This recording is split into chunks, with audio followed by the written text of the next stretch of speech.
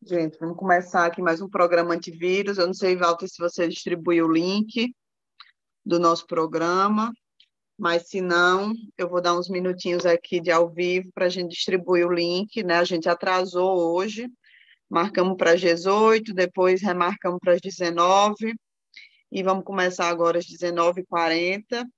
O motivo é que o nosso tema de hoje, como não poderia deixar de ser, é dar os informes da reunião do Diretório Nacional, que acabou de terminar, né? A reunião do Diretório Nacional começou às 10 da manhã e durou até às 19h30, e a gente vai comentar um pouco dos debates que foram feitos na reunião, né? Então, eu vou só dar o tempinho aqui da gente compartilhar o link para a turma entrar, e a gente começa a nossa live aqui de hoje. Eu vou mandar o link. Só um minutinho. Já mandei para você, Walter. E estou enviando também para as minhas listas e grupos, certo?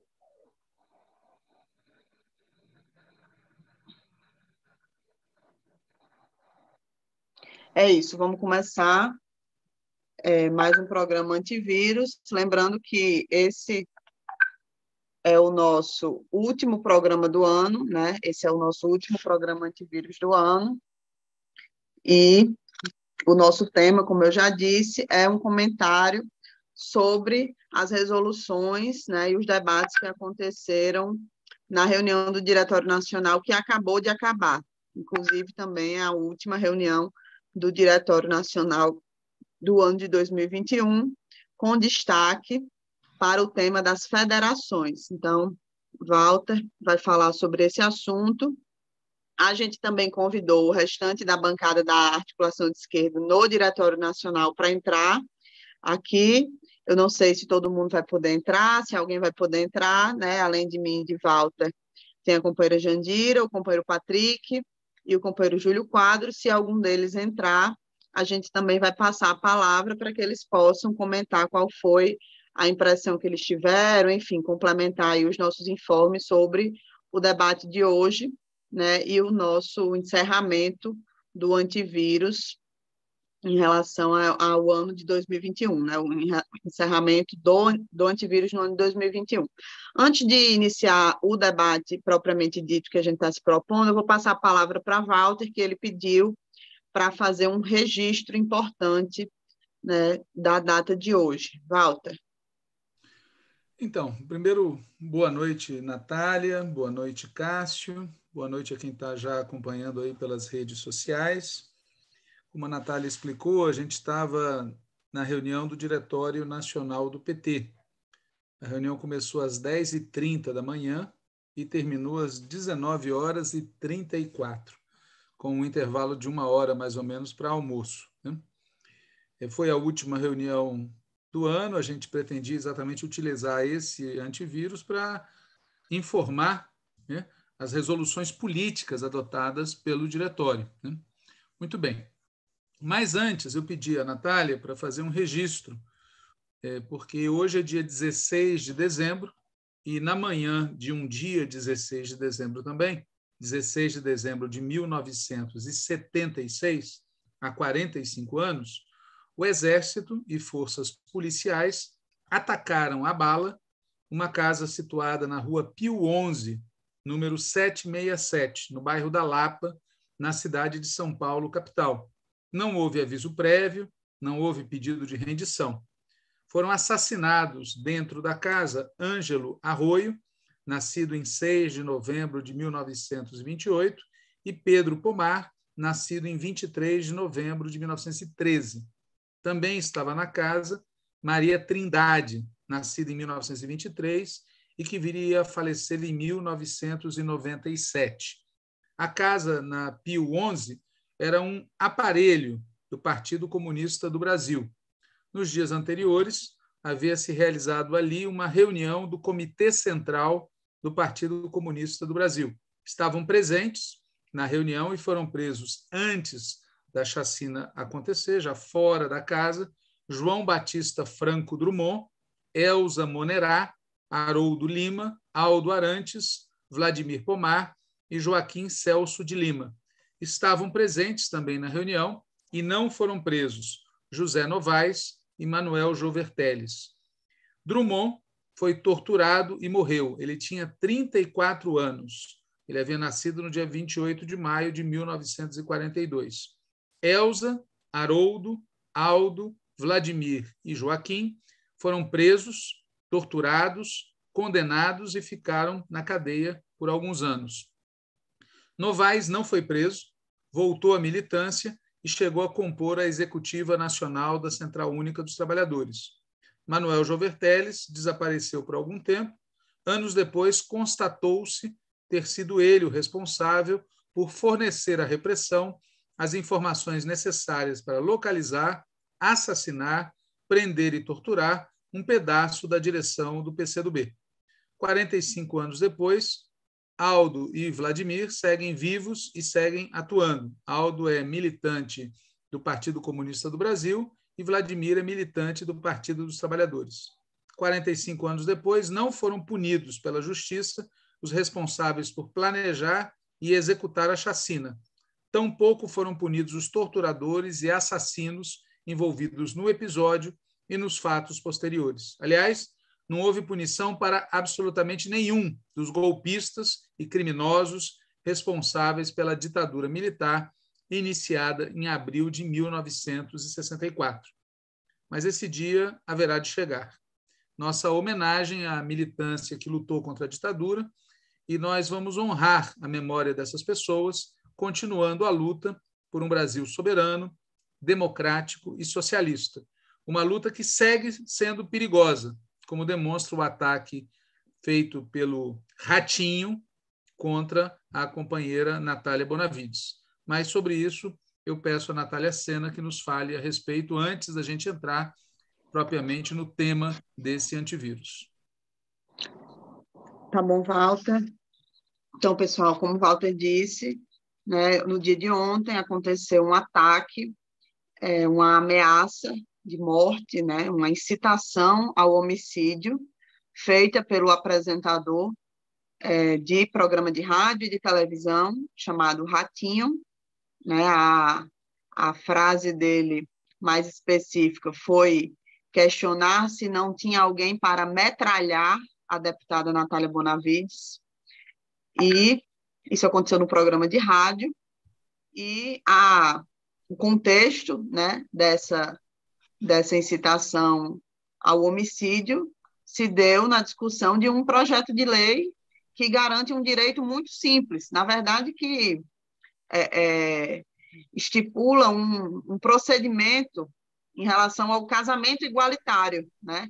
Coisa que já está consolidado no nosso país, a partir de uma decisão do STF, que acontece todos os dias nos cartórios, né? Que é o casamento entre dois homens, entre duas mulheres, e o Código Civil prevê que seja utilizado no rito do casamento a expressão marido e mulher, né? Então, é um projeto de lei muito simples que e substitui isso pela expressão declaro firmado o casamento, em razão de situações concretas onde pessoas LGBT estavam no casamento no cartório escutando vos declaro marido e mulher, né? Então, esse projeto de lei está despertando a ira de setores bolsonaristas, de extrema-direita, conservadores do nosso país, que se expressa nesse ataque do apresentador Ratinho, mas que não foi o único, né? Eu quero informar todo mundo que faz semanas que ataques violentos, ameaças de estupro e de morte estão sendo feitas contra a deputada Natália nas redes sociais,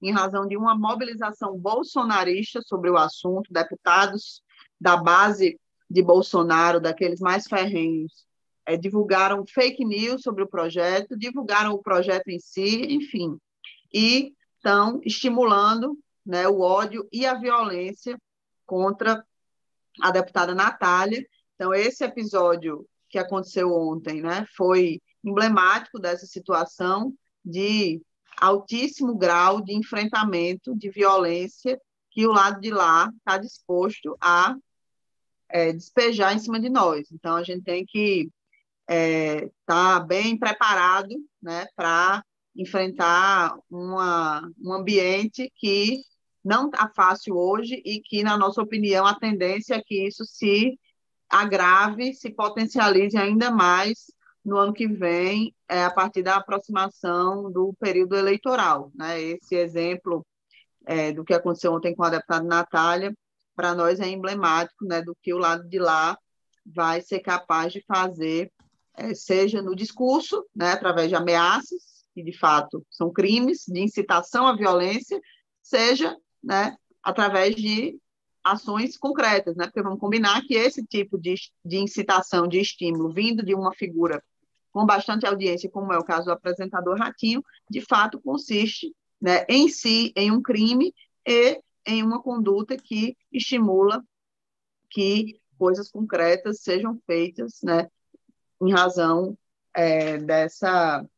desse estímulo e dessa incitação à violência. Então, era um pouco isso que eu queria dizer, né, todas as medidas judiciais, enfim, jurídicas, policiais, de investigação, estão sendo tomadas em vários âmbitos institucionais, né, isso tudo já está sendo feito, vamos até o fim, até as últimas consequências para punir esse cidadão, né, mas, obviamente, também sem ilusão, né, de que é algo pontual, cometido por um cidadão sozinho, um louco, ou nada do tipo. Não é disso que se trata, né, é um movimento estrutural dessa base bolsonarista e conservadora de atacar posições de esquerda, né, e que a gente tem verificado que tem atingido a esquerda como um todo, o PT, o PSOL, principalmente, tem sido vítima disso, as mulheres, né, os parlamentares negros também têm sido alvo de situações de violência e perseguição muito grandes, e vamos aí se organizar muito, se preparar muito bem, porque o ano que vem, com certeza, na nossa avaliação, vai ser ainda mais difícil nesse aspecto.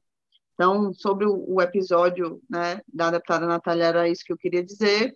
Passo a palavra de volta para a Walter, para ele iniciar o nosso assunto de hoje, que é o comentário acerca da reunião do diretório. Bom, vamos lá, então. Primeiro, nós temos que pedir desculpas e pedir a compreensão de quem está acompanhando, porque nós vamos contar quente. A gente não teve um minuto entre sair da reunião e entrar aqui no antivírus, dado o atraso, né? Então, eu começo explicando algo que é importante saber, especialmente de quem não acompanha o dia a dia do PT, das reuniões do partido, etc. O Diretório Nacional do PT é uma instância que tem mais de 90 integrantes. Inclui a presidenta nacional do PT, inclui o líder do PT no Senado Federal, inclui o líder do PT na Câmara dos Deputados e inclui todos aqueles e aquelas que foram eleitos pelo Congresso do partido para integrar a direção nacional. Portanto, é um coletivo bastante volumoso, tá certo? Desde que a pandemia começou, né, desde março, aquele fatídico março, né, a gente tem feito reuniões virtuais. Né, o diretório não tem se reunido presencialmente. E isso dificulta muito o debate, impõe limitações, etc. Essa reunião, especificamente, estava prevista para ocorrer, mas ela foi convocada em função de uma provocação, eu digo provocação no sentido técnico da palavra, feita pelo Partido Socialista Brasileiro, que solicitou ao PT, ou apresentou ao PT, a proposta de realizar uma federação entre PT, PCdoB e PSB. Esse é o núcleo da proposta, tem outros detalhes. Bom, em função principalmente disso, mas não unicamente disso, se convocou a reunião para o dia de hoje, né? Vários integrantes do Diretório Nacional não puderam participar, foram substituídos por suplentes, e a reunião teve início com um informe, digamos assim, uma análise de conjuntura feita por um convidado, o Franklin Martins, O Franklin Martins, para quem não o conhece, é alguém que foi secretário de comunicação, ministro no governo Lula, é um jornalista bastante conhecido, trabalhou na Rede Globo de televisão no passado, foi afastado, inclusive, pelo apoio dele à candidatura Lula lá em 2002, e tem na sua trajetória, no passado um pouco mais distante, ter participado da luta armada contra a ditadura militar, inclusive do famoso sequestro do embaixador americano Charles Elbrick.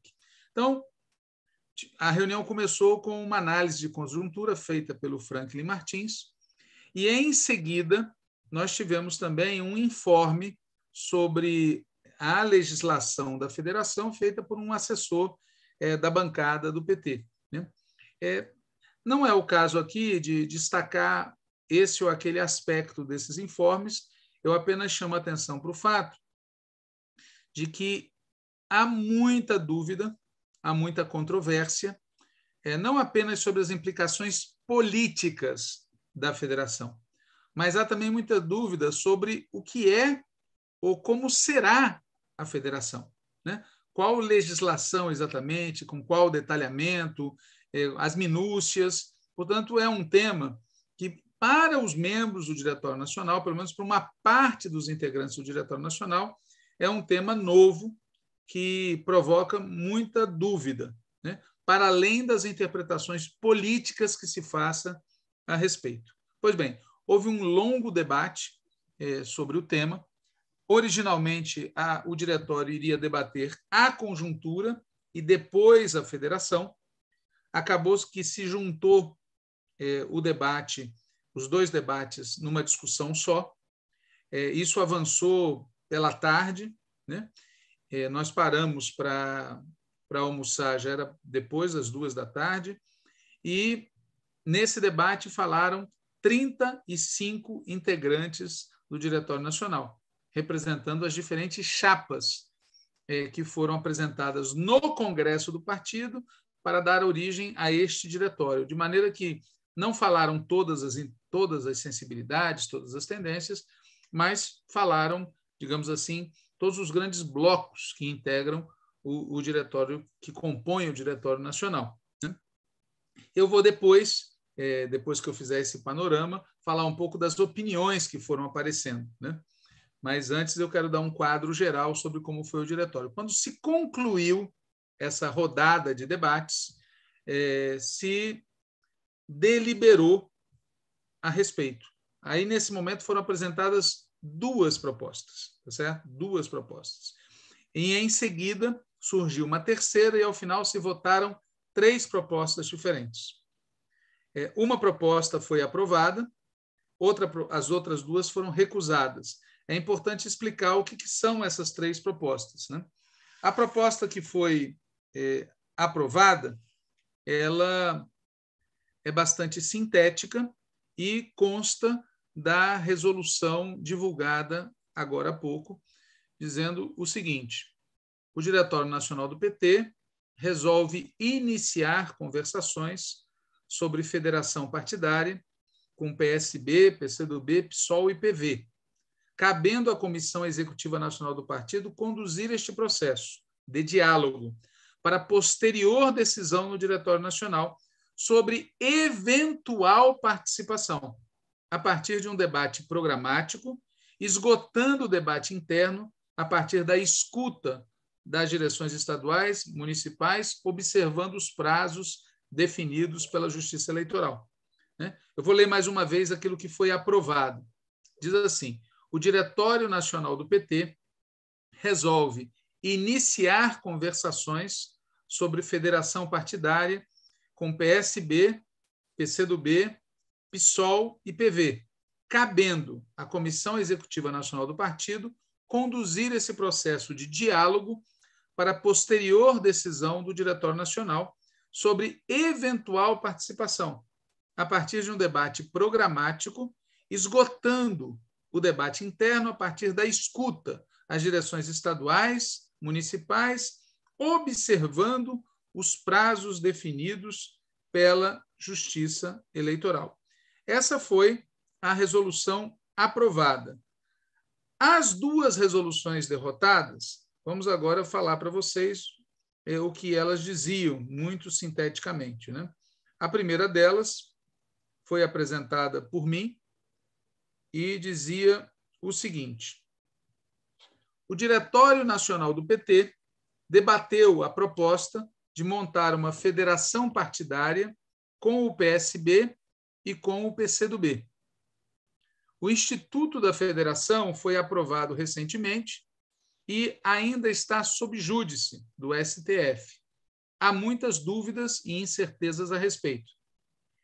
A regulamentação divulgada pelo TSE é muito genérica, ao mesmo tempo que estabelece prazos muito curtos para o registro da federação. A lei estabelece que uma federação deve ser mantida por 4 anos. Afeta as eleições 2022 e 2024, afeta todos os diretórios municipais e estaduais, estabelecendo uma série de obrigações que precisam ser previamente definidas pelos partidos integrantes. Para o PT, uma federação só faz sentido se houver não apenas unidade eleitoral, mas principalmente unidade programática. Devido à natureza democrática do PT, uma decisão definitiva a respeito exige ampla consulta às bases, assim como exige continuarmos as conversas com diversas forças políticas e sociais sobre as eleições 2022, sobre programa de governo, sobre candidaturas a governo e ao Senado, bem como sobre as propostas de federação. Por todos estes motivos, o Diretório Nacional do PT não considera estarem maduras as condições para uma decisão a respeito, convocando para fevereiro de 2022 uma nova reunião do Diretório Nacional para prosseguir o debate. Então, repito, eu li antes uma resolução pequena de um parágrafo que foi a aprovada. Eu li agora uma resolução que foi derrotada, que é uma resolução maior. E também foi derrotada uma terceira resolução, que dizia que rejeitava a federação com o PSB. Uma vez concluída a votação, vitoriosa a resolução que eu li, se interrompeu para almoço e, no retorno da tarde, houve uma série de outras discussões. Houve uma discussão sobre o balanço dos encontros setoriais, houve uma discussão sobre a filiação ao partido do senador Cantarato, do Espírito Santo, sobre a filiação ao partido do ex-prefeito Cartacho, de João Pessoa. Houve uma discussão sobre uma comissão de ética envolvendo filiados do PT na Paraíba. Houve uma discussão sobre o voto do senador Rogério Carvalho no debate sobre o orçamento secreto. Houve uma discussão sobre a situação do PT, da presidência do PT no estado do Maranhão. E houve, falo por último, mas foi o mais importante, um debate no início da tarde sobre a violência política que vem sendo praticada contra parlamentares, especialmente petistas, jovens, negros, trans, que tem sido alvo de uma agressão sistemática de forças de direita em todo o país. O exemplo mais público de ontem foi o ataque contra a deputada federal Natália Bonavides, mas, na verdade, há todo santo dia algum tipo de ataque sendo motivado. Então, essas foram as discussões travadas no período da tarde, né? Sobre essas discussões, eu vou dar alguns detalhes depois. E, em paralelo a isso, enquanto o diretório se reunia, uma comissão encabeçada pelo secretário de Comunicação Gilmar Tato elaborou um projeto de resolução política que eu pediria à Natália, se ela pudesse, para eu ganhar fôlego, ler, que com isso praticamente se encerrou o diretório, né? Se aprovou, não em debate no diretório, mas na lista de zap do diretório, essa resolução definitiva, né? Essa resolução política que fala do conjunto, e depois da Natália ler a resolução, eu volto falando do debate específico sobre a federação. Pode ser, Natália? Certo. Então, a resolução que foi postada no grupo do diretório, né, que vai ser aprovada via WhatsApp, diz o seguinte: o ano de 2021 foi marcado pelo agravamento da crise social, econômica e política que assola o Brasil desde o golpe do impeachment de 2016 e da interdição fraudulenta e ilegal da candidatura do presidente Lula em 2018, que resultaram no governo autoritário de Bolsonaro e no aprofundamento da pauta neoliberal excludente, concentradora de renda e traidora da soberania nacional. Fome, pobreza, desemprego e morte são a face da tragédia nacional, num país submetido a um governo que investiu no genocídio, na negação da ciência, da verdade, dos direitos dos trabalhadores e da maioria da população. No sentido oposto a essa tragédia, 2021 foi o ano em que o Supremo Tribunal Federal anulou, depois de 5 anos de perseguição judicial e midiática, as condenações ilegais do presidente Lula por um juiz parcial e corrupto. Foi neste ano de 2021 que o povo brasileiro resgatou a confiança na reconstrução do Brasil e no resgate de um projeto de país democrático, soberano, mais justo e menos desigual, como tivemos pela primeira vez nos governos do PT. O ano de 2022 começa, portanto, sob o signo da esperança, em torno da candidatura do presidente Lula, para a qual o Partido dos Trabalhadores vai se empenhar com todas as suas energias, conforme nosso compromisso de origem com o povo brasileiro. No processo de construção da candidatura Lula presidente, o PT prosseguirá dialogando com as forças, movimentos e partidos políticos em torno de um programa de reconstrução do país, centrado nos direitos do povo, da classe trabalhadora e da soberania nacional. No mesmo sentido, o Diretório Nacional do PT resolve iniciar conversações sobre federação partidária com PSB, PCdoB, PSOL e PV, cabendo à Comissão Executiva Nacional conduzir este processo de diálogo para posterior decisão do DN sobre eventual participação, a partir de um debate programático, esgotando o debate interno a partir da escuta das direções estaduais e municipais, observando os prazos definidos pela Justiça Eleitoral. Reafirmamos que a definição de alianças e composição da chapa presidencial serão decorrentes desse processo de interlocução com partidos, forças políticas e movimentos sociais, como é de nossa tradição democrática, não tendo nada definido neste momento. Destacamos também que este processo ocorre em sintonia com a retomada de projetos populares de governo na América Latina, como o que ocorre neste momento no Chile, com a candidatura de Gabriel Boric. Que seja bem-vindo o ano de 2022, ano da esperança na vitória do povo brasileiro, Diretório Nacional do PT, 16 de dezembro de 2021. Esse é o texto da resolução política que incorpora o tema que foi aprovado, conforme já lido por Walter, acerca das federações. Walter. Muito bem. Vale a pena esclarecer para vocês que estão acompanhando que a resolução sobre as federações foi aprovada por, se eu anotei direito, tá certo? 72 votos a favor. Confere isso, Natália? Contra 7 votos a favor da segunda resolução e 3 votos a favor da terceira resolução. Ou seja, aparentemente, uma esmagadora maioria a favor da resolução aprovada. Entretanto, vale a pena explicar a vocês em que condições essa resolução foi aprovada, porque isso lança uma luz interessante sobre a discussão, né? Veja, se no diretório fosse a voto aprovar a federação, eu não sei qual resultado haveria, mas eu acho que seria recusada. Ou seja, se a decisão fosse tomada ali, naquela reunião que acabou de acabar, provavelmente haveria uma maioria que diria não. Alguns por serem, por princípio, contrários. Por exemplo, aqueles que votaram contra a coligação, ou melhor dizendo, qualquer federação com o PSB. Outros, por estarem convencidos que os problemas são muito grandes, muito maiores do que as vantagens. Outros por terem dúvidas a respeito da proposta de federação.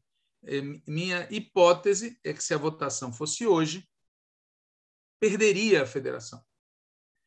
Entretanto, houve uma aliança entre os que eram favoráveis à federação, por princípio, aqueles que consideram que a federação pode ser vantajosa para o PT, aqueles que acham que a federação é útil, é indispensável para a vitória do Lula e para a futura governabilidade, aqueles que, mesmo não concordando com a federação, acham que ela pode ser imposta a nós por pressão dos partidos supostamente aliados. Houve uma aliança entre esses com aqueles que, mesmo discordando da federação, querem ganhar tempo para constituir uma maioria contrária à federação e querem manter o diálogo com os partidos que estão solicitando a federação, com medo de que uma decisão contrária agora implicasse em danos para as nossas relações políticas com esses partidos.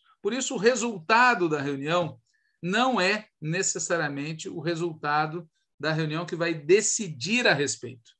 O que realmente se deliberou é o que está dito aqui. Iniciar conversações com o PSB, com o PCdoB, mas também com o PSOL. Notem que não está na coalizão proposta pelo PSB e pelo PCdoB. Então, iniciar conversações sobre o tema. Quem é que vai fazer as conversações? Quem vai fazer o diálogo? A Comissão Executiva Nacional do Partido. É a Comissão Executiva que decide? Não.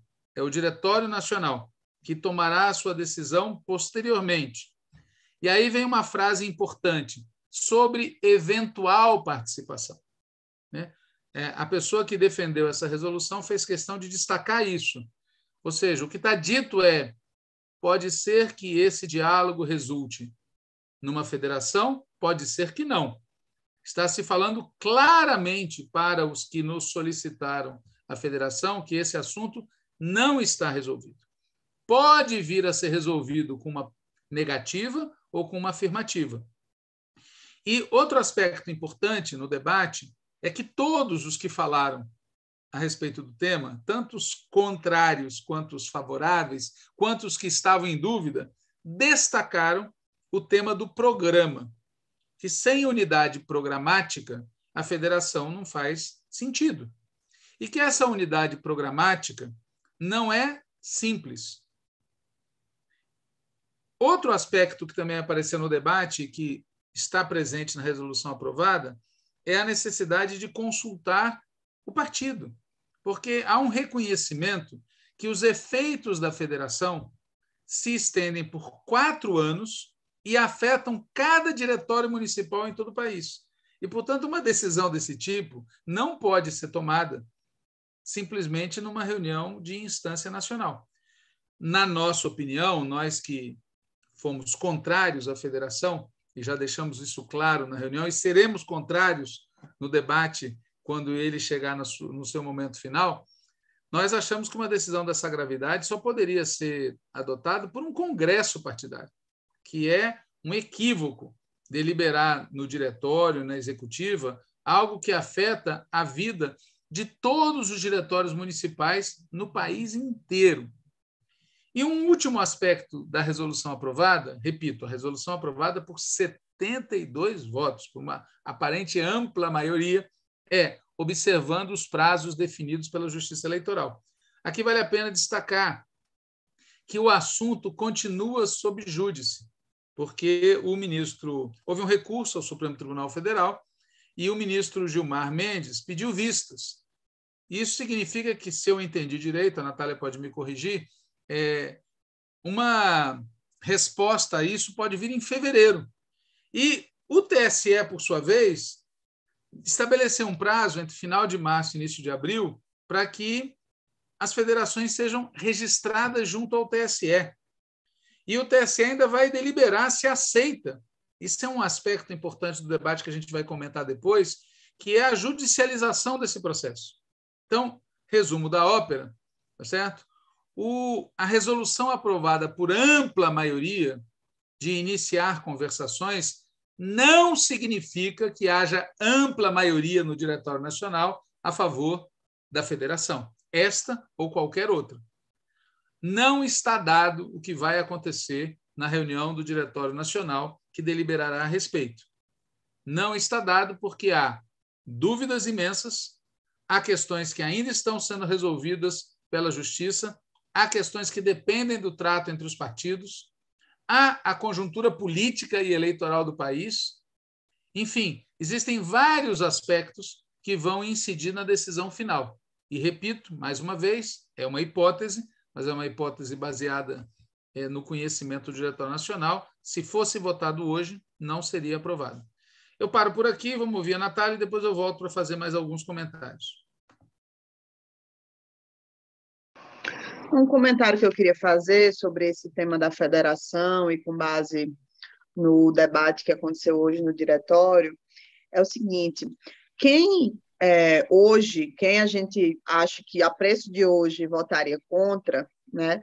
Existem diversas motivações, não é pelos mesmos motivos, né, que tem muitas posições contrárias ou em dúvida ou até inseguras de fazer a federação. Por exemplo, tem gente que acha que não precisa fazer federação porque a federação nos amarraria numa frente ou numa coligação estreita demais.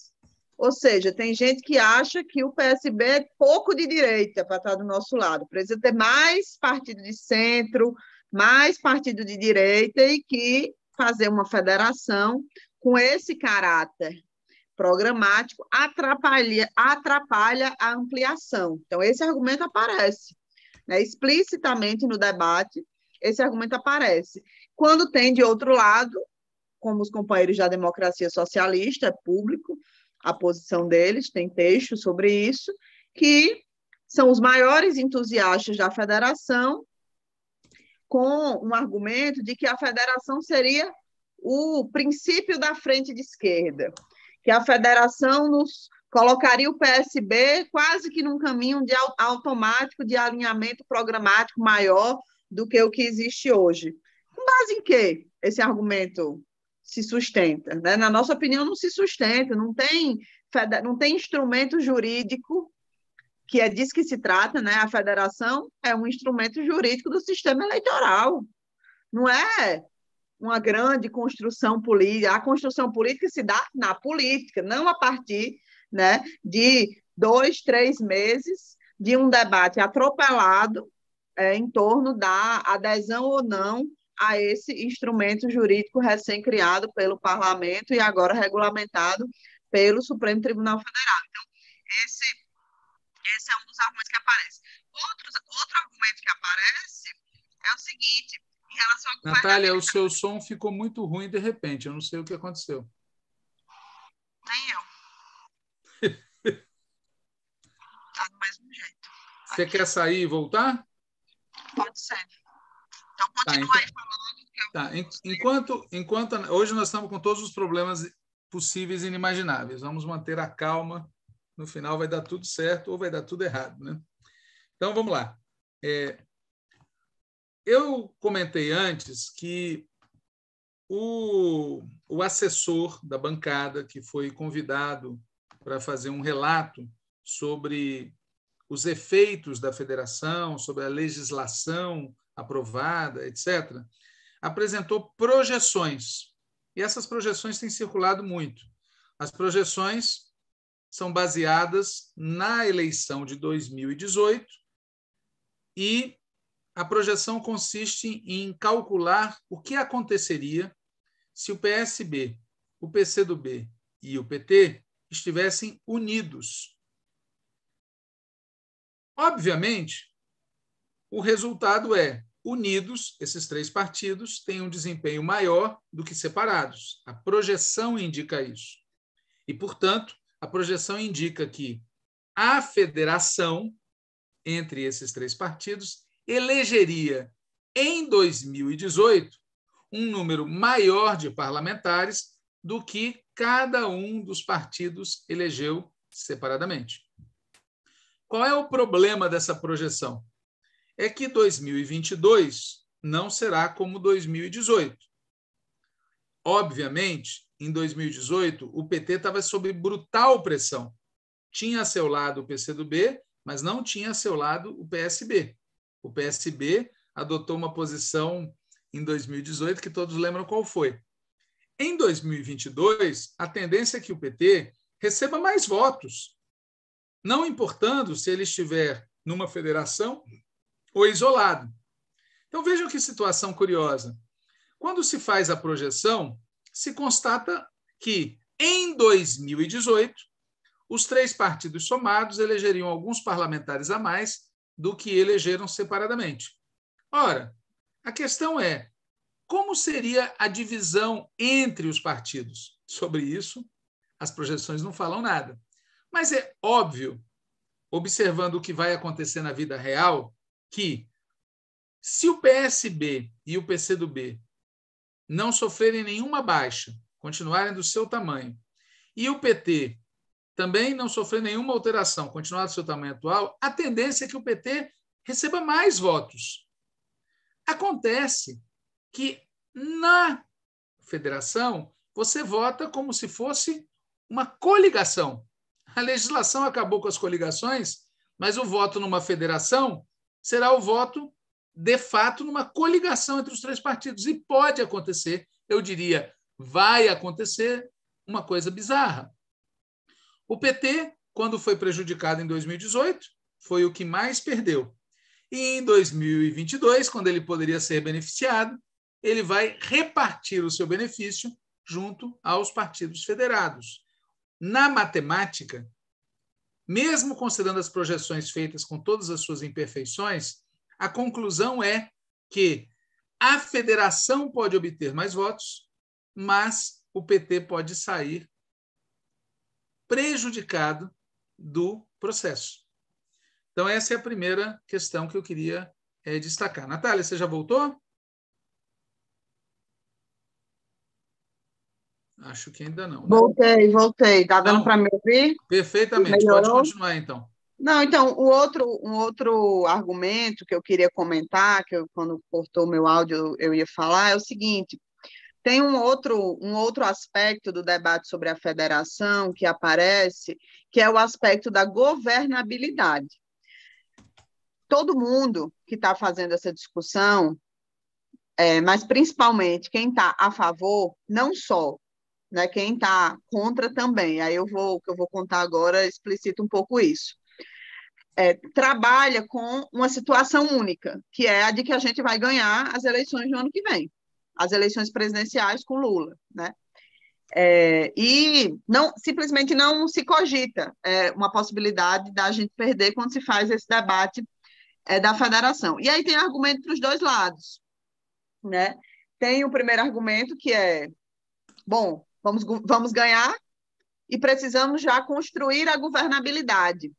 E aí se coloca o tema da federação, a constituição de uma federação, a formação de uma federação, como um instrumento que iria formar essa governabilidade, ou seja, aumentar os deputados da federação, e tem gente que diz isso, mesmo que diminuísse a bancada do PT, significaria até um gesto de generosidade nosso com o que seria a futura bancada de sustentação do governo, né? A bancada governista que estaria orgânica, alinhada com o governo federal do PT, né? Então, a partir de projeções de resultado eleitoral em relação às bancadas, a partir de uma expectativa de resultado eleitoral na eleição presidencial, que tem a expectativa, né? As pesquisas indicam que a gente ganhe, né? Mas resultado de pesquisa não é resultado de eleição.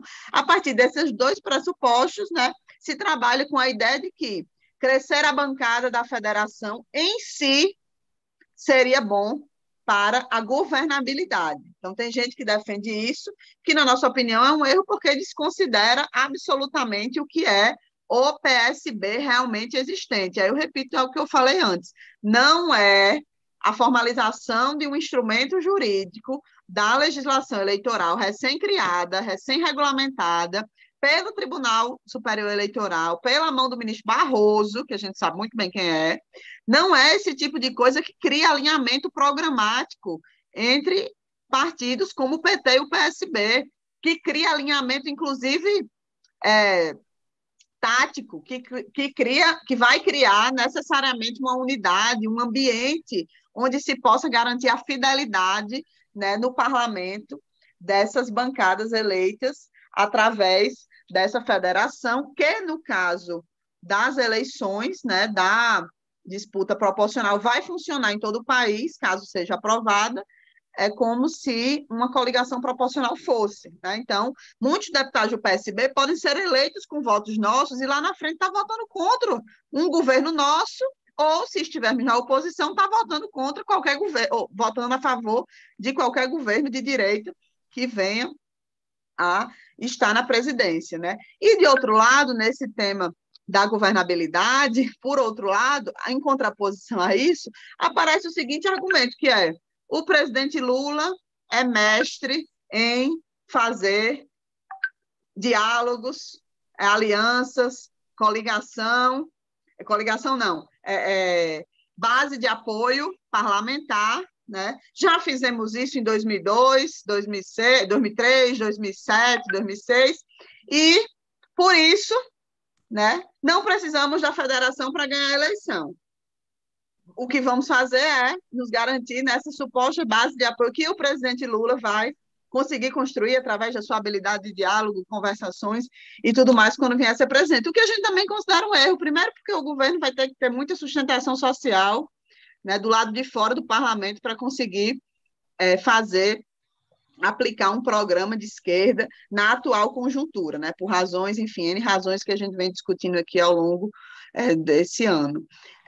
Segundo, porque é o seguinte, tem que entender uma coisa, gente, a eleição do ano que vem não é a eleição de 2002, 2022 não é 2002, então essa lógica, né, de que nós vamos fazer amplas alianças nos estados, uma ampla aliança na coligação majoritária, né, e quando chegar lá vai se montar uma base de apoio, que, convenhamos, é o centrão, né, é do centrão que a gente está falando, não vai desaparecer na eleição do ano que vem, esse negócio vai continuar existindo, né, em um ambiente muito pior do que o que existia em 2002. Então, também não é nesse tipo de sustentação, né, que uma governabilidade nossa para 2023 pode se ancorar. Né? A gente precisa construir outro tipo de governabilidade, né, uma governabilidade baseada no programa, uma governabilidade baseada em, para além do ambiente institucional, para além do parlamento, com muita força social, organizada, mobilizada para defender o governo, para pressionar por um programa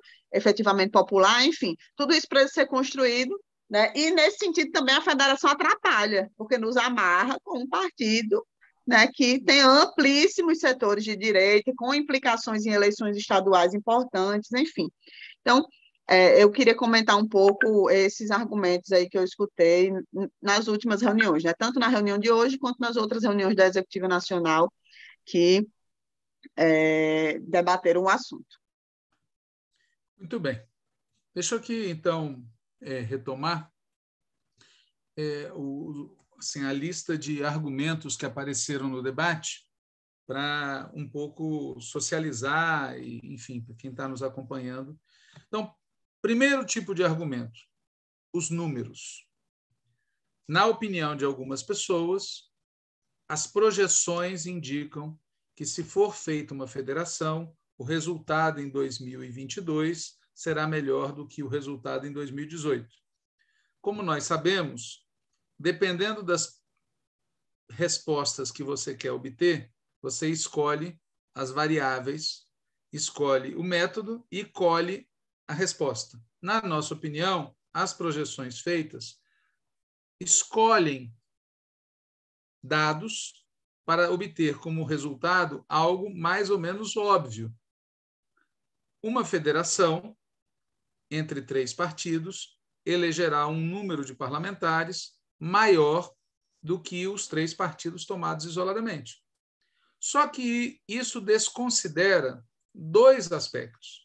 O primeiro aspecto é a divisão entre os partidos. O segundo aspecto é: e os outros? Vão ficar assistindo sem fazer nada? A direita não vai fazer federação?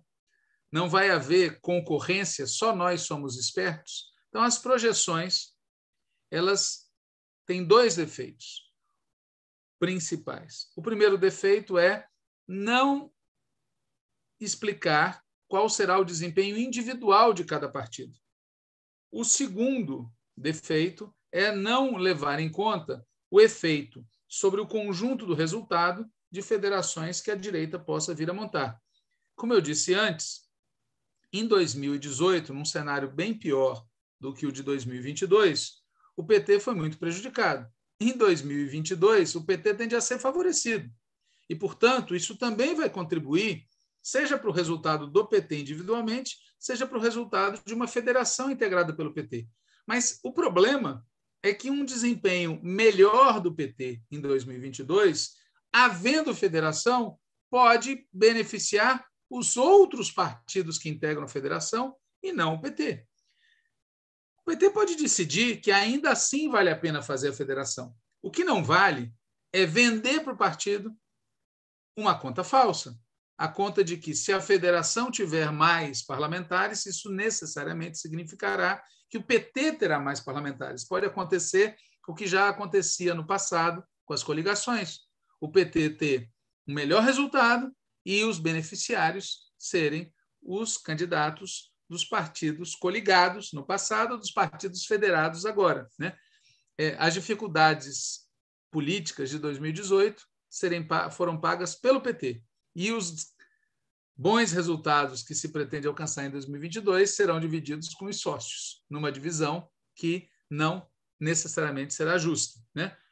Os ganhos serão socializados e as perdas não foram socializadas. É bom lembrar como foi o desempenho do PT na eleição de deputados nos últimos anos. Em 2002, nós elegemos 91 deputados. Em 2006, 83 deputados. Em 2010, 88 deputados. Em 2014, 69 deputados. Em 2018, 56 deputados. Eu vou repetir, hein? 2002, 91. 2006, 83. 2010, 88. 2014, 69. 2018, 56. Qual será o resultado em 2002? Tende a ser maior do que 56. Tende a ser. Portanto, uma federação também tende a ter um número maior. Agora, isso não quer dizer que vá beneficiar o PT. O PT pode decidir ser prejudicado em nome da causa, mas o PT não pode se enganar sobre os efeitos de uma federação. Segundo ponto que apareceu no debate foi a defesa enfática de que a federação é a materialização da unidade da esquerda, né? O argumento é: a unidade da esquerda é importante para o futuro e é importante para a vitória do Lula e é importante para o governo do Lula. E a unidade da esquerda realmente existente nesse momento é a federação. Qual é o problema desse argumento? É desconsiderar o que é o PSB. O PSB não é um partido de esquerda.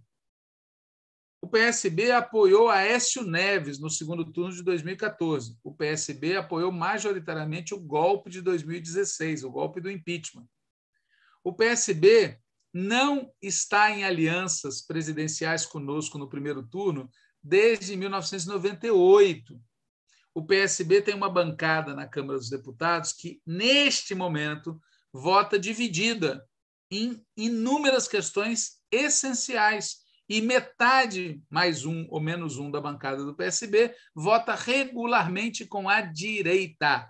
Portanto, achar que uma federação com o PSB é igual à unidade da esquerda é forçar a mão. O PT pode decidir fazer uma federação com o PSB ou pode decidir fazer uma coligação majoritária com o PSB. O que não vale é dizer que focinho de porco é tomada. Terceiro ponto que vale a pena destacar é que alguns dizem que, tudo bem, o PSB hoje não é um partido de esquerda, mas, se houver a federação, sairão do PSB aqueles setores que não são de esquerda. Bom, Vamos supor que isso fosse verdade. Eu digo vamos supor porque na bancada federal do PSB, que, como eu expliquei, se divide meio a meio em quase tudo, nesta questão houve unanimidade, ou seja, interessa ao conjunto do PSB uma aliança federal, uma federação com o PT. Por quê? Pelo mesmo motivo que no passado muitos partidos queriam coligar com o PT, se beneficiar eleitoralmente da coligação. Portanto, essa ideia de que a direita do PSB vai sair do PSB depois de uma coalizão, de uma federação com o PT, é wishful thinking, é pensamento positivo, é achar que as coisas vão acontecer do melhor jeito do mundo. Notem que é tão artificial, é tão fantasiosa essa afirmação, que ao mesmo tempo que está se discutindo isso, em que pessoas dizem se houver a federação com o PT, o pessoal da direita do PSB vai sair, ao mesmo tempo está se discutindo publicamente a possibilidade de entrada no PSB do Geraldo Alckmin, que até onde eu sei não é propriamente alguém de esquerda. Mas vamos admitir que essa hipótese ocorra, que uma parte de direita do PSB saia do PSB. Notaram que, se isso acontecer, aquelas projeções todas caem por terra? As projeções a que eu me referi no início partem do pressuposto de que o PSB tem um tamanho X. Se o tamanho do PSB passar a ser meio X, as vantagens decorrentes da federação, vantagens entre aspas, que aparecem nas projeções, mudam. Outro ponto que apareceu na discussão e que talvez nem todo mundo esteja acompanhando é o efeito sobre a composição das chapas de deputados federais e estaduais. Hoje, cada partido tem o direito de lançar um número X. Se houver uma federação, a federação vai poder lançar também o número X. Ou seja, na prática, é como se 3 partidos pudessem lançar 3 vezes mais candidaturas do que uma federação. Qual é o efeito sobre partidos que só têm 1 ou 2 candidatos, como acontece muitas vezes com o PCdoB? Nenhum. Para eles é ótimo. Qual é o efeito sobre partidos que têm várias candidaturas já tradicionais, ossificadas, aquelas lideranças que estão exercendo mandatos há um tempão? Também, quase nenhum. Qual é o efeito sobre um partido que está fazendo um esforço para ter chapas abertas para mais jovens, mais mulheres, mais negros e negras? É um desastre, porque a tendência vai ser prevalecer o pragmatismo eleitoral. Porque, imaginem, se você monta uma chapa do PT, em que tem parlamentares que já exercem o mandato, pessoas com muita força eleitoral, embora não estejam exercendo o mandato, e pessoas que estão iniciando essa disputa nesse momento, é uma coisa. Mas se você monta uma chapa de uma federação, é óbvio que os partidos vão lutar para colocar os nomes com maior potencial, porque se eles não fizerem isso, os beneficiados serão os outros. Resultado, quem vai pagar o pato serão as candidaturas jovens, as candidaturas de mulheres, as candidaturas de negros e negras, as candidaturas que não são já mandatárias e assim por diante. Ou seja, a possibilidade de renovação na política, tá certo? Não vai ser boa. O resultado prático é que nós vamos ter um continuismo, uma oligarquização, tá certo? Essa é minha opinião. Dizendo de outro jeito, 2022 tende a ser melhor do que 2018. Se o PT estiver sozinho, ele tende a ter um resultado melhor em 2022 do que teve em 2018. Agora, se acontecer uma federação, o que vai acontecer? Veja, a gente não tem 100% de certeza, por diversos motivos, mas vamos supor que os atuais partidos entrem como eles estão hoje numa federação, o PSB, o PCdoB e o PT. Nesses termos, como é que vai ser possível priorizar, com recursos do fundo eleitoral, por exemplo, candidaturas novas, de gente que a gente quer para renovar a composição, jovens, mulheres, pessoas negras, tá certo? Como é que a gente vai viabilizar isso?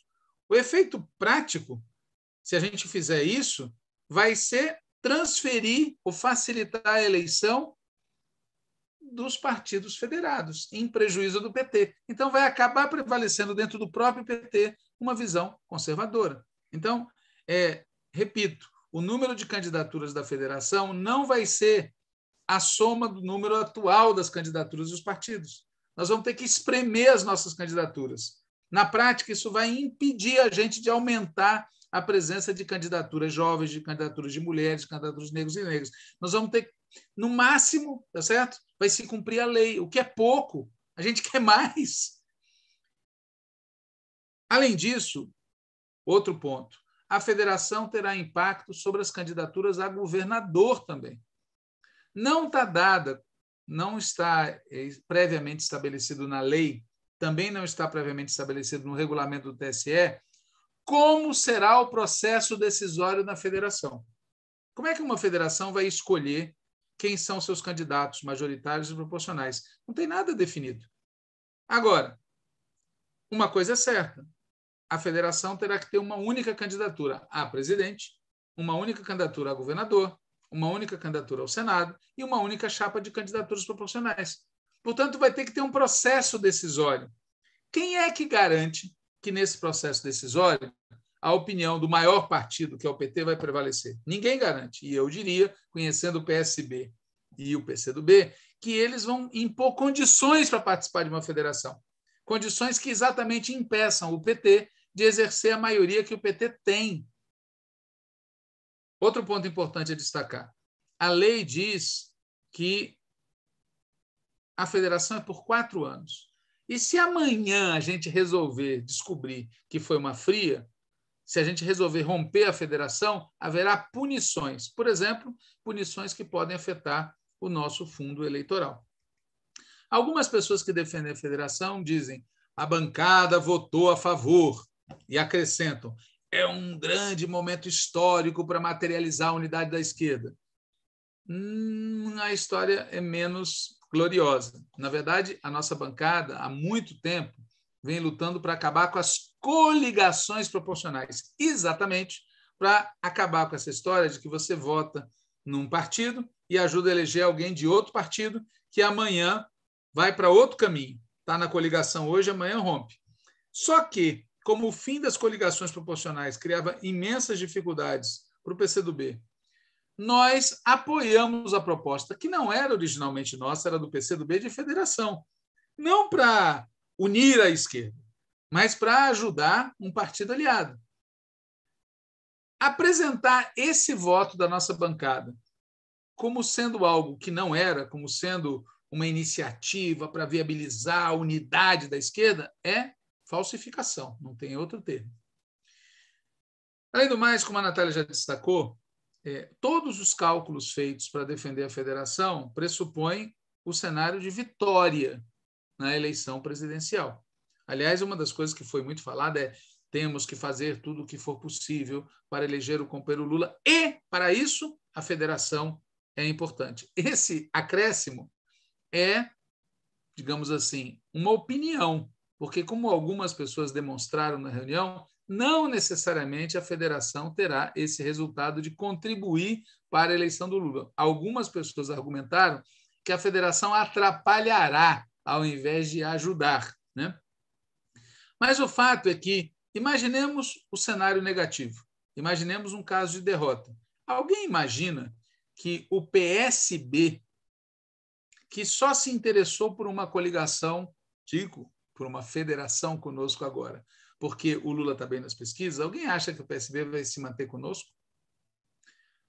Também foi falado, como a Natália já chamou a atenção, o tema da governabilidade. Veja, se uma federação garantisse maioria na Câmara dos Deputados e ou no Senado, ainda se poderia considerar esse argumento. Mas a verdade é que não garante nem mesmo o 1/3 necessário para impedir um impeachment. Sem contar que quais serão os mecanismos para garantir fidelidade partidária dentro da federação? Nós tivemos vários episódios ultimamente de questões centrais na relação com o governo Bolsonaro, por exemplo, o tema do orçamento secreto, em que houve infidelidade dentro da bancada do PT. Alguém acha que é fácil garantir, porque tem uma federação, que haverá disciplina, né? Um outro ponto que é importante destacar, que apareceu no debate, diz respeito à importância do PT, né? Todos nós que achamos que é necessária a unidade da esquerda, achamos também que é necessário fortalecer o PT. E a pergunta é: a federação, que não garante, na nossa opinião, a unidade da esquerda, pode afetar negativamente o PT? Há o aspecto que alguns companheiros destacaram com muita força, que é o programa, como já foi dito, e a orientação política ou prática do PSB. Como já foi explicado, uma das 3 propostas negava peremptoriamente a federação com o PSB, porque o PSB é o que é, né?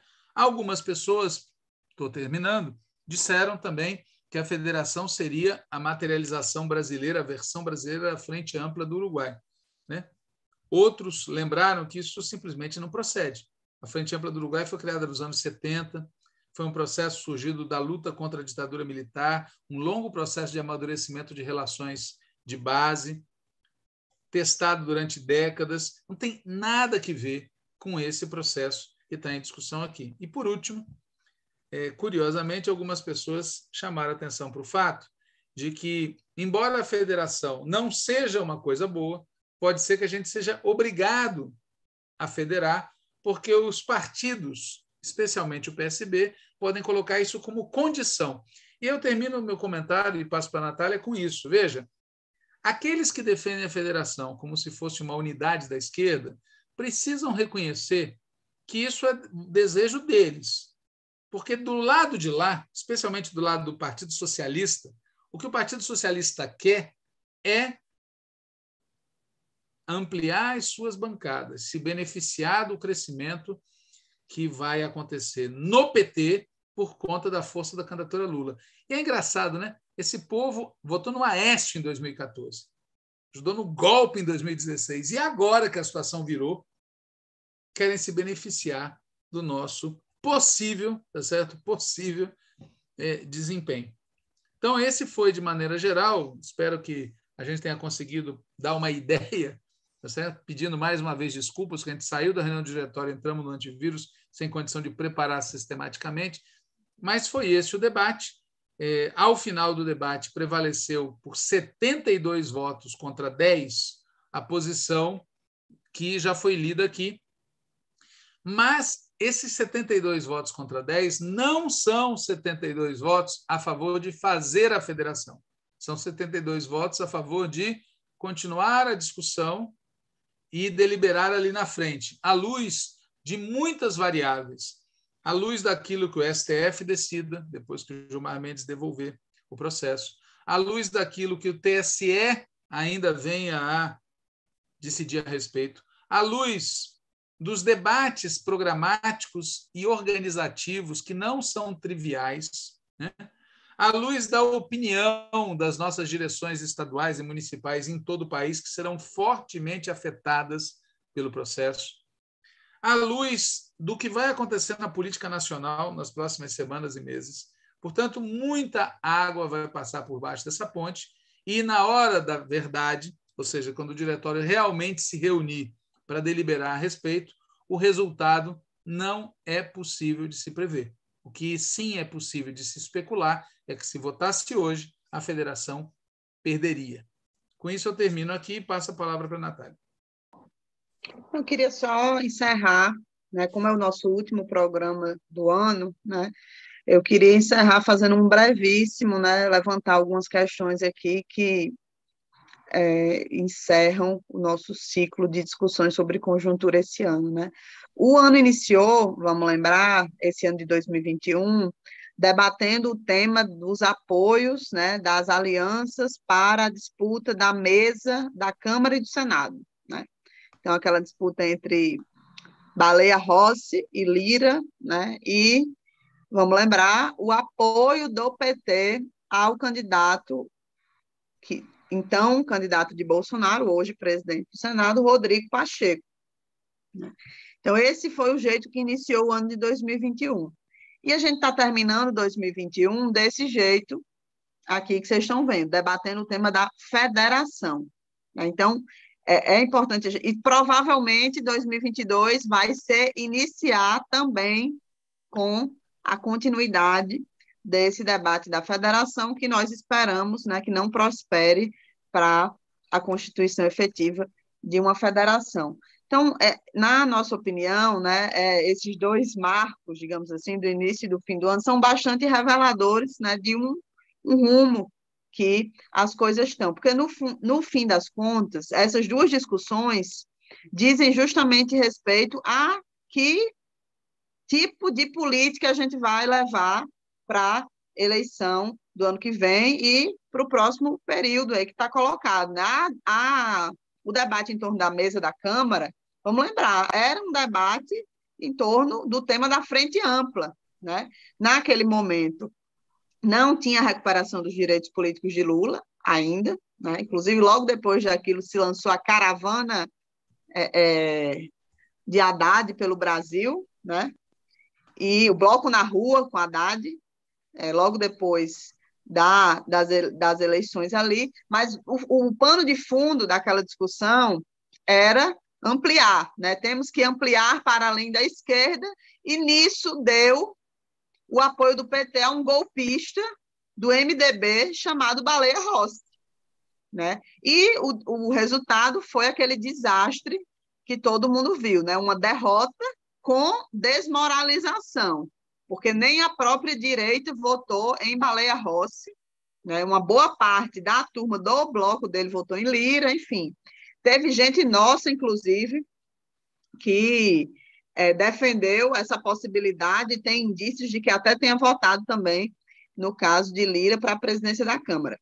E no caso do Senado, foi o que eu disse, né? Votamos nesse candidato de Bolsonaro, Rodrigo Pacheco, que era o candidato de Bolsonaro para o Senado, e agora é presidenciável, né? Candidato do PSD à presidência da República, e já teve quem defendesse, dentro de instância do PT, quem mencionasse que era o seu candidato preferido ao vice. Né? Então, quando a gente fala sobre Alckmin na vice e o desastre que é, sempre bom lembrar que a gente não quer um cidadão como Alckmin ou qualquer outro equivalente do mesmo tipo, com a mesma política, que defende o mesmo programa e tudo mais, que é o caso desse cidadão chamado Rodrigo Pacheco. Né? Então, a gente começou o ano assim, né? Logo depois disso, veio a situação da retomada dos direitos políticos de Lula, da recuperação dos direitos políticos de Lula, a partir daquela decisão do STF em março, né? E a partir daí teve dois movimentos, né? De forma geral, dois movimentos dentro da esquerda. Né? De um lado, um movimento no qual a gente se coloca como parte, que é o movimento que defendeu que a gente deveria intensificar fortemente a mobilização, a luta social contra Bolsonaro, já aqui e agora, que não tem essa de que agora que Lula tem direitos políticos, vamos organizar, passar 2 anos se organizando para a eleição de 22, né? Tinha que mobilizar, né? E, de outro lado, teve, né, tem ainda, enfim, a turma que apostou tudo nas eleições, na linha do já ganhou, né?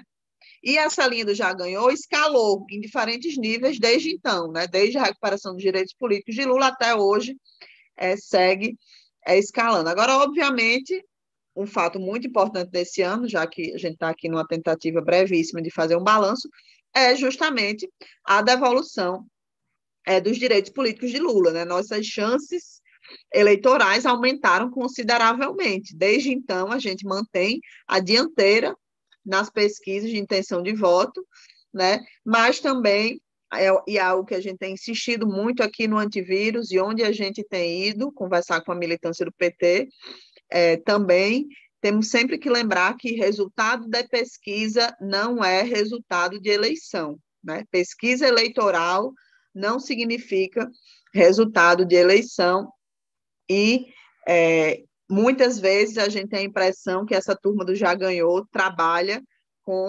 como se fosse, né? Por mais que diga que não, trabalha como se fosse. E esse debate que Walter relatou que a gente comentou aqui, que aconteceu hoje no Diretório Nacional sobre a federação, é revelador disso, né? 99% trabalha com a lógica de que vamos estar no governo federal em 2023, então o debate começa de trás para frente. Primeiro a gente decide a federação, se amarra, né, já partindo da premissa de que a eleição está ganha, porque é disso, né, se os argumentos são a governabilidade, isso e aquilo, então a eleição está ganha. E depois a gente volta para discutir o programa, para discutir qual é a campanha que a gente vai fazer, qual é o tipo de campanha que a gente vai fazer, quais são as alianças e tudo mais. Então, tem consequências práticas, né? Essa linha do já ganhou. E, na nossa opinião, esse debate, uma parte desse debate, do debate que está sendo feito na federação, é oriundo, né, dessa linha. Uma coisa que eu acho que é importante dizer é que tem uma diferença fundamental, que é nessa linha aí do que fazer nas eleições, né? Muita gente que opera como se a gente já tivesse ganho, né? Ao mesmo tempo está operando a tal da busca pelo centro, né? Então, tanto o debate sobre federação, quanto sobre o debate sobre a vice, né? Quanto o que já começa a aparecer aqui e ali, o debate sobre as alianças, né? Sobre quais vão ser os palanques estaduais, né? Tudo isso faz parte dessa operação da busca pelo centro. Aí você pode pensar, mas a gente não já ganhou? Então, para que buscar o centro, né? Seria uma contradição, olhando assim superficialmente, mas é uma contradição apenas aparente, né? Aparente, é uma aparência de contradição, porque quem acha que já ganhou, em geral, também acha que só falta trazer o centro para o pacote. Então, não é que já ganhou, é que parte da premissa de que o apoio dos setores populares a gente já tem. Então, trazer o centro para a aliança, para a vice, para os apoios estaduais, seria o que falta, né, para ganhar as eleições. Então, é uma ideia que se complementa e, obviamente, uma ideia da qual a gente discorda totalmente, né?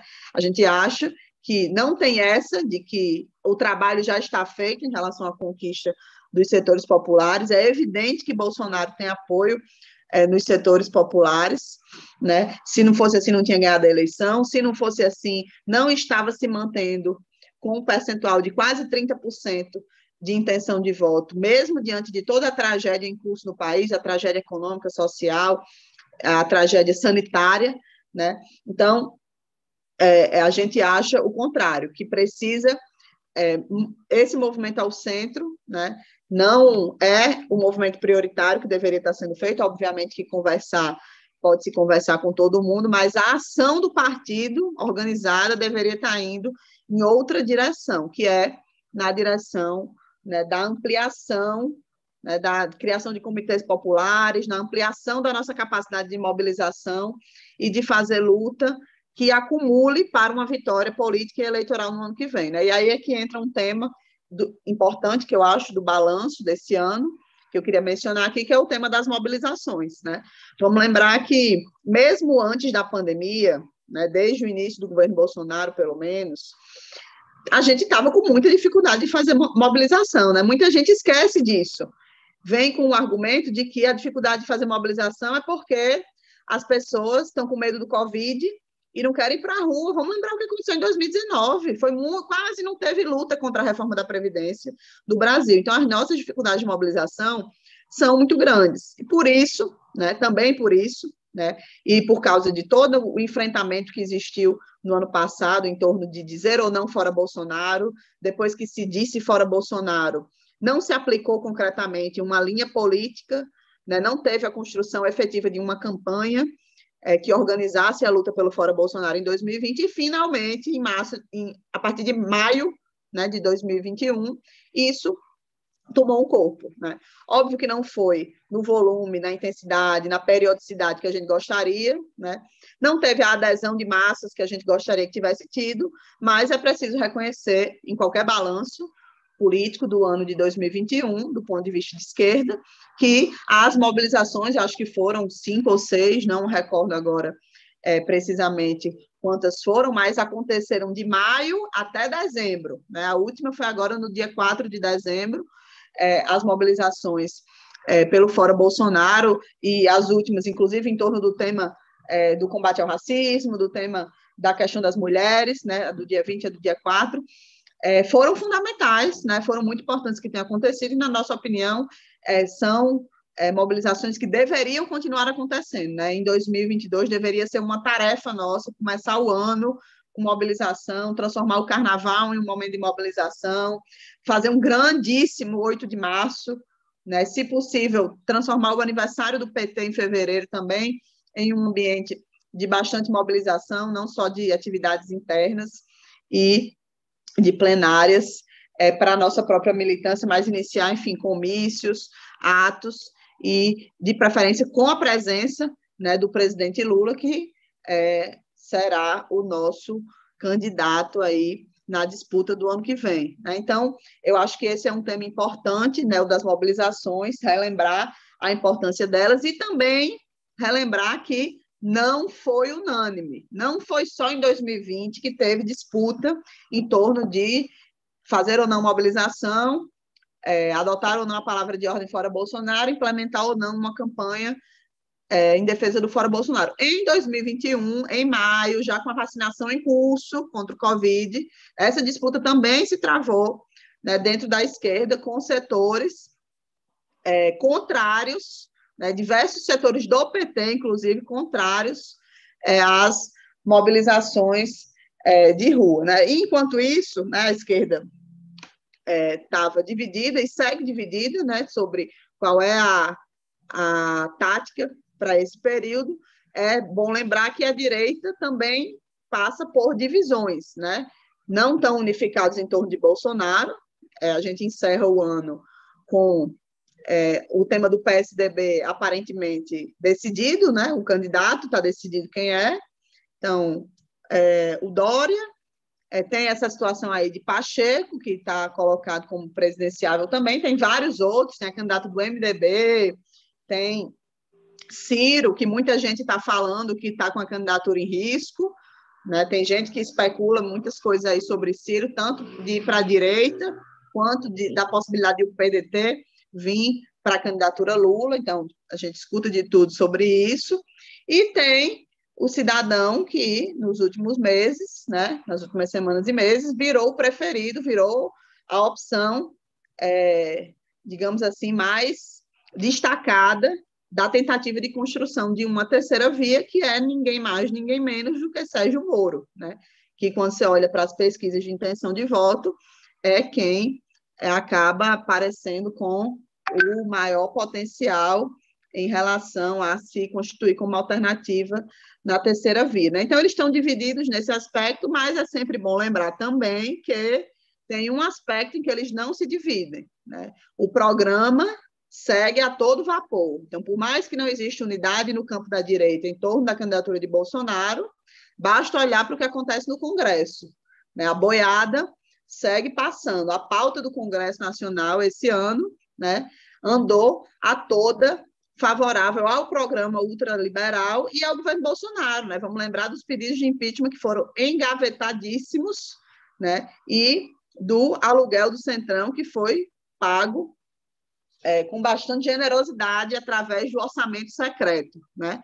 Das tais emendas de relator. Então, foi a autonomia do Banco Central esse ano, né? Foi os mecanismos lá acerca do teto de gastos, a PEC dos precatórios agora no final do ano, flexibilização da legislação ambiental, retirada de direitos de todos os tipos, o fim do Bolsa Família, né? Todo esse imbróglio que está instalado em relação o novo programa de transferência de renda, não tem política de emprego do governo, não tem, enfim, os problemas se avolumam, né? E as condições de vida da maioria do povo pioram de forma muito grande. E esse é o tema central, né? Para concluir, o tema central a gente termina o ano de 2021 com a vida do povo piorando muito, né? São muitas situações, a situação da miséria, da fome, enfim, o preço dos alimentos, a inflação, a situação da moradia, do transporte, o preço da gasolina, do transporte urbano, da passagem de ônibus, enfim.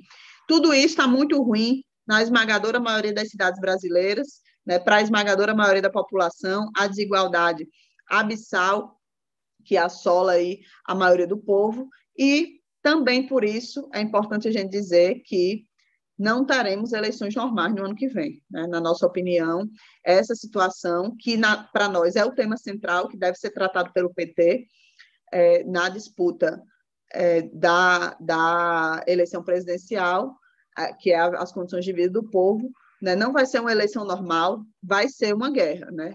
E não achamos que é possível, né, vencer essa guerra dependendo apenas de uma única pessoa, né? Nós temos que ter um partido estruturado, forte, organizado, mobilizado em todos os sentidos para disputar as eleições, né, para fazer campanha e também para sustentar um futuro governo a partir de instrumentos da luta social para além da governabilidade parlamentar, né? Então, tem que ter candidatura forte nos estados, para o governo, para parlamento, para Senado, para Câmara. Tem que ter comitê popular nos bairros, nas escolas, nos locais de trabalho, né? Nas ruas, nos locais de moradia, enfim. Tem que ter tudo isso junto e misturado, muito bem combinado, né? Com um programa, né? Com um projeto para o país que dê conta das questões imediatas e das questões de médio e longo prazo que precisam ser resolvidas em favor do povo brasileiro. Então, era um pouco essa mensagem que eu queria colocar aqui de encerramento, né? Eu tentei fazer um balanço ultra panorâmico aqui do que foi, né, o debate político a partir do início do ano até o final, e com isso a gente encerra o último antivírus, a não ser que Walter queira também complementar, falar mais alguma coisa. Se sim, pode ficar à vontade. Sim, primeiro eu queria dar como exemplo dessa guerra a decisão que foi adotada pela CPI, lá da Assembleia Legislativa do Rio Grande do Norte, imputando acusações falsas contra a governadora do Rio Grande do Norte e contra o governador da Bahia, que é o coordenador daquele consórcio Nordeste. Ou seja, é inacreditável que 2 governadores que estiveram na linha de frente da luta contra a pandemia são atacados pela direita como se não tivessem se comportado adequadamente, né? Nós vamos enfrentar uma situação de guerra aberta no que vem, né? Já estamos enfrentando esse ano, vai ser pior. Eu queria ir também nessa linha de encerramento, destacando o seguinte: o Lula está liderando todas as pesquisas. A gente tem chances enormes de vencer, né?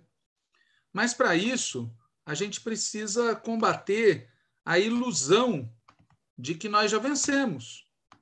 Inclusive, a ilusão que aparece sob a seguinte forma: não só já vencemos, como vamos vencer no primeiro turno, né? Resultado de pesquisa, como já foi dito aqui, não ganha eleição. Nós não ganhamos no primeiro turno, nem quando a gente era governo e estava tudo bem. Faltam 11 meses para a eleição presidencial de 2022. Não dá para subestimar o Bolsonaro, não dá para subestimar o Moro, não dá para subestimar a classe dominante brasileira. Quando as pessoas falam eles estão em dificuldade, a gente deve colocar as barbas de molho, porque eles em dificuldade, especialmente essa turma Bolsonaro, Moro, extrema-direita, eles vêm para cima. Manipulação, violência, fake news, atentados. Nós temos que nos preparar para coisas pesadas que já estão acontecendo, né? Nesse sentido, é muito importante fortalecer as campanhas estaduais e proporcionais do PT e da esquerda. É fundamental continuar apostando nas mobilizações da classe trabalhadora por seus direitos, por suas reivindicações, contra Bolsonaro, contra suas políticas. Tem várias notícias hoje de movimentos de moradia começando a fazer ações por conta da fome, da carestia, do desespero. Tem que fazer isso mesmo, ir para cima. E nós temos que iniciar já a formação de comitês populares de base. E tendo claro, como a Natália falou, eu queria reforçar que o programa é fundamental, não é um adereço. O programa é fundamental. Nós não queremos só derrotar o Bolsonaro, a gente quer derrotar o bolsonarismo e o neoliberalismo. E esse é um dos motivos pelos quais, eu vou falar aqui a palavra proibida, a gente não quer ouvir falar de Alckmin na vice. Não é apenas pelo risco que isso implica. E eu quero dizer isso com todas as letras, é um risco. As pessoas que subestimam depois do que aconteceu com o Temer, colocar um golpista, neoliberal na vice, essas pessoas, eu não sei onde que estão com a cabeça. Eu queria lembrar, pessoal, frase do Alckmin, de 2017, abre aspas, depois de ter quebrado o Brasil, Lula diz que quer voltar ao poder, ou seja, quer voltar à cena do crime. Fecha aspas. Foi Alckmin que disse isso. E em 2018, ele falou: o PT gastou 1,4 bilhão para eleger Dilma. Maior parte era dinheiro da corrupção. A propina para a campanha de Dilma foi acertada por Lula em reunião. Um país feliz de novo só se for para os corruptos. Se o PT voltar, a corrupção vai continuar. Fecha aspas. Alckmin falou isso. Nós vamos colocar esse cara na vice? As pessoas não têm autoestima, não têm bom senso, não têm senso de perigo? O que tem na cabeça quem propõe isso? Mas agora, além de ser um erro, tá certo? Porque ele é golpista e porque ele é neoliberal, não é esse o momento, né? Não deveria ser esse o momento a gente estar discutindo essa federação. Não deveria ser esse o momento a gente estar discutindo vice. Esse era o momento a gente estar começando a engrenar a campanha de massa na rua, debate programático, discutir os problemas do povo e não ficar perdido em questões, tá certo? De toda maneira, gente, o fundamental é não subir no salto alto. Na eleição não está ganha, o mais provável é uma disputa de segundo turno, não está claro quem vai ser o nosso opositor, embora o mais provável seja o Bolsonaro, e se nós ganharmos, as dificuldades vão ser imensas.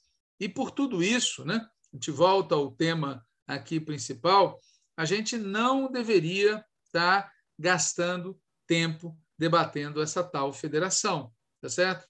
Não dá para engajar o PT nessa iniciativa por todos os motivos que a gente já explicou aqui, tá certo? A gente pode e deve buscar a unidade popular, a gente pode e deve fazer alianças, inclusive mais amplas, especialmente no segundo turno. Nós podemos considerar em tese a federação uma coisa interessante, mas nesse momento, com essa federação, amarrar o partido, cara, não dá, tá certo?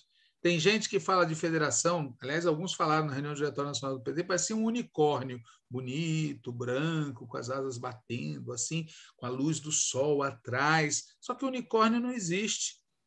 O que a gente precisa fazer nesse momento é fortalecer o PT, e essa proposta não fortalece o PT, fortalecer a campanha de massa, e essa proposta nos faz perder tempo, acentuar o programa, e isso daí só confunde. Não precisamos de federação para vencer as eleições de 2022, tá certo? E concluo dizendo algo que eu falei na reunião do Diretório Nacional e eu quero aqui reafirmar. Eu, obviamente, sou totalmente contrário ao Alckmin na vice, mas eu quero dizer que é mais perigosa do ponto de vista de médio prazo a proposta de federação, porque ela afeta a vida interna do PT num nível que as pessoas não estão se dando conta. Amarra o PT por 4 anos a uma convivência forçada, não é com o PSOL ou com o PCdoB, com quem, apesar das divergências, nós temos afinidades que se comprovaram em votações decisivas na Câmara dos Deputados. E em outros momentos da luta política, social, etc. É com um partido golpista, que votou no Aécio, que votou no golpe e que tem uma bancada que metade vota em posições de direita. É isso. Recomendo fortemente que todos leiam a resolução e que continuem se manifestando. Tem muita gente que acha, inclusive incentivado pela imprensa, que vai fazer muito estardalhaço aí nas próximas horas e dias, porque vai ter um jantar, né, em que provavelmente o Lula e o Alckmin vão se encontrar, vai ter muito estardalhaço, tem muita boataria, tem gente mentindo para pressionar, para nos desgastar e para nos confundir, tá certo? A base do partido, os dirigentes do partido, ao invés de se deixar confundir por isso, tem que tomar posição, tanto sobre a questão da vice, dizendo não é a hora e nunca Alckmin, quanto sobre o tema da federação. Estudar o tema e opinar a respeito. A nossa opinião, vocês já sabem qual é, porque vocês assistiram no dia de hoje. Desejo a todos e todas, tá certo? Muita luta, que o ano de 2022 seja muito melhor do que o ano de 2021. Fora Bolsonaro e Lula presidente. Valeu, Walter. Obrigada. É isso, gente. Boa noite. Esse é o último programa antivírus do ano e a gente volta em janeiro, no dia 13 de janeiro. Um Tchau. abraço. Bom fim de ano para todo mundo.